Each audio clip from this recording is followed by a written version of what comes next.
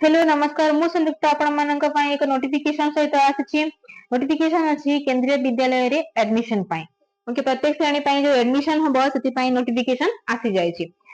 एवं बालबाटिका 1 बालबाटिका 3 एवं श्रेणी 1 पई ऑनलाइन माध्यम रे हमर स्टार्ट हबो एप्लीकेशन अप्लाई करबा हमें ऑनलाइन माध्यम रे स्टार्टिंग डेट कोटा सेटा हैला मार्च 20 तारिख एवं लास्ट डेट होछि एप्रिल 2 तारिख प्रोविजनल लिस्ट आसीबो एप्रिल 8 रे आसीबो फर्स्ट प्रोविजनल लिस्ट तापर सेकंड प्रोविजनल लिस्ट आसीबो एप्रिल 16 तारिख तापर यदि हम पाखरे सीट अधिक रही जीवो सीट खाली रहिबो तेबे थर्ड प्रोविजनल लिस्ट आसीबो नहले आसीबो नाही तेरा केबे आसीबो तेरा आसीबो एप्रिल 21 तारिख रे ओके एवं एडमिशन पाई हमको दरकार कोन सेटा हेछि कास्ट सर्टिफिकेट काहे कि ना एठी दिया जाय छि जे हमर एससी एसटी एवं ओबीसी एनसीएल जो अच्छी सेमान आमे अप्लाई करला बेले हमको से ऑप्शन दिया जिवो त आमे बेले सेथि रे अप्लाई करबा एससी रे जदी आमे एसटी हेतिबा तरे एसटी अप्लाई करबा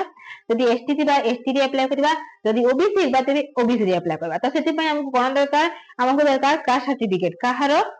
तो जो पिलार आमे एडमिशन करबा क्लास रे सेही पिलार आमे कास्ट सर्टिफिकेट बाहर करबा तापरे बालबाटिका 2 एवं श्रेणी द्वितीय आरंभ करी क्लास जो श्रेणी माने अछनी से श्रेणी रे यदि आमे एडमिशन पाई यदि अप्लाई करियो कि चाहिबा सीटा हबो ऑफलाइन मोड रे ऑनलाइन मोड रे तो हबो नाही ऑनलाइन मोड रे केवल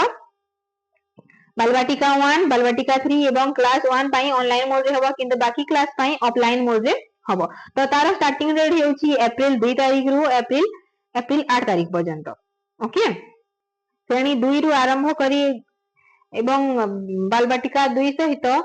जो श्रेणी माने अछन सेतिरे आमे ऑफलाइन माध्यम रे अप्लाई करबा तो स्टार्टिंग डेट हेउची अप्रैल 2 तारिख एवं